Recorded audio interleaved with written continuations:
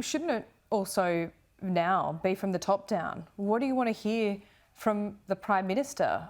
He didn't even seem to be able to admit that they were anti-Semitic rant. This wasn't an anti-Israel protest. This is what I'm trying to say. It wasn't anti-Israel. It was anti-Jewish. Absolutely. And, it absolutely was. There were some absolutely appalling things said last night. And, again, I've had people overnight who say that they were, in office buildings where the protest was happening. They were Jewish community members in office buildings hearing people shout out, and some of the things that you just said at the start, and, absolutely deeply aggressive and violent language towards members of our community, the Jewish community, and they are, scared for themselves, and they're in office buildings in Sydney.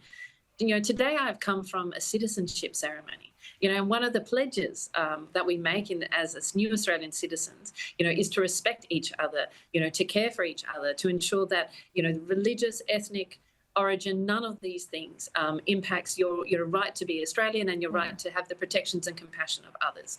And I just do not believe those were the values last night. It was absolutely appalling, and I condemn it outright. Yeah, full disclosure, you know this, I live in Bondi, so I'm one of your constituents, and I have noticed the anxiety of my Jewish neighbours. I have noticed anecdotally that they now have more security around their places of worship. They do. What's going on? It's really concerning. I've had, again, emails from my community, in the last couple of days saying, should we be sending our kids to school? What happened, past some of the schools I drove past this morning with guards who don't normally have that presence in the street. So there is real concern from the Jewish community, and when you see what happened last night at the Opera House, well, you can absolutely understand why. So, I think it's really important that working, that the community is, I know, working closely with the New South Wales Police and others.